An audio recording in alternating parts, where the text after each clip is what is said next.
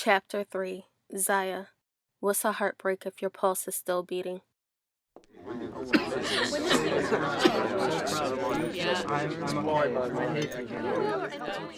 Walking into the posh restaurant, Zaya peeped her three best friends sitting at a table near the back wall.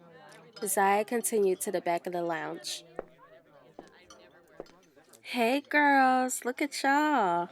All her girls were good looking, ranging from deep, dark chocolate and thickums to warm beige and slim. Everyone was dressed in designer gear from head to toe. The table had the mixed aromas of Korean barbecue beef, grilled salmon, and expensive perfumes. She hugged each of them at the table. Oh no, bitch, you're late, said Maya, the youngest of the three. Maya was an attractive 25-year-old housewife. She stood no taller than 5'2" and possessed a very petite body. She was Ethiopian, yet her facial features were that of an Asian woman. Tight, slanted eyes, button nose, and full lips. Her skin was a tawny tan, and her hair that was loosely curled fell below her shoulders. Girl, stop. You're not going to be calling me too many bitches. This is class that speaks taste through luscious lips. Isaiah cracked a smile. Child, please. More like venom, Maya retaliated. Ha ha. Zay wasn't amused, yet she continued. And unlike you, baby girl, I have a career, not a husband to support my lifestyle. It demands a great deal of my attention and time. You know what? You're right. For that, I apologize. She took the open seat next to Brandy, who was very quiet. Whatever, chick, you probably just got done sexing some damn body. Maya rolled her eyes and grinned. Girl, you tripping. I haven't had sex in days. Keena joined in on the conversation. Damn, will y'all quit talking about sex? It ain't that serious. Zay, your seat isn't even hot yet and you already lying. All four laughed. As you can see, it's been a while for Keena, Zaya pointed out. She took a look at her friend sitting beside her with a growing concern. Brandy looked up from her plate of cold steak fajitas with tears in her eyes. Her already pale complexion was pasty, but her cheeks were blush. What's wrong, Brandy? Nothing, girl. I'm ready to order some more wine. Brandy couldn't lie worth shit. There was definitely something wrong. Don't feed me that BS. You obviously been crying. Her friend remained silent. Brandy's demeanor had changed intermittently over the previous 2 months, from bad to worse, back to bad. And hell, she couldn't tell what today was. Zaya was surprised Brandy had made it out the house with her wish-washy ass. Brandy DeVoe Florn was a Louisiana native who left home and came to Atlanta to pursue a degree and career in both business and fashion. Her bubbly southern personality won her many friends at Georgia State, including the already best friends Keena and Zaya, who were seniors. They took Brandy in their arms when she came to Georgia State as a transfer student and exposed her to the fast-paced lifestyle of the city, which was quite the opposite to life of her rural hometown. Her dream was to become a famous fashion designer. She could network her ass off and actually wasn't far from achieving notoriety. Brandy owned her boutique in the heart of Atlanta and was also the owner of a broken and abused heart. Thanks to her longtime boyfriend Mark. She broke up with him a year ago, but has recently gotten back with him. I know it's Mark's broke ass, Zaya blurted. Zay knew that Brandy would never say anything malicious about her boyfriend. Yet, Maya, Keena, and Zaya all knew that nigga was just no good. Come on, Zay. Don't start with this mess tonight. Brandy got defensive. You're the one crying at the goddamn table during happy hour. I'm trying to see. Zaya couldn't finish her sentence before she was interrupted by Keena. Just let her be, Keena leveled. See, when she was 22, Brandy got pregnant by Mark. At first, all the girls thought it was Mark's way in trapping her. However, his next move proved otherwise. Instead, the Negro convinced Brandy that he would move to Chicago for a short while because there was a construction job waiting for him. The plan was for him to save some money so he could be that provider and send a few checks to her. In actuality, this marvelous plan was his only escape from true responsibility. After 17 weeks of not hearing from him, the stress caused her to lose the baby. From word of mouth, Mark heard about the miscarriage and returned his black ass back to the A. His excuse being that he was homeless and shit and had no way in reaching her. She took his ass back, providing, again, for a no-good dick.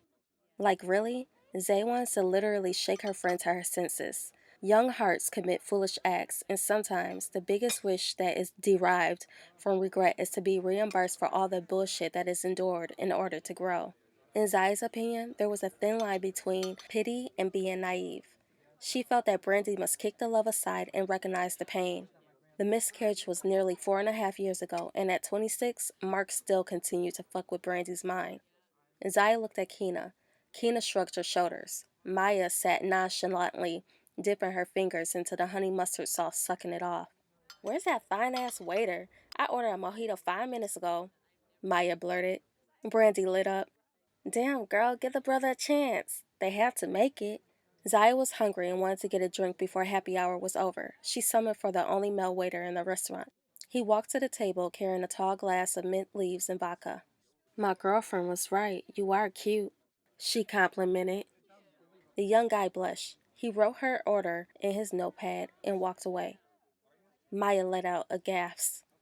"What the hell is wrong with you?" Keena asked. "Zay, do not turn around. Vanessa's here," Maya warned. "Are you kidding me?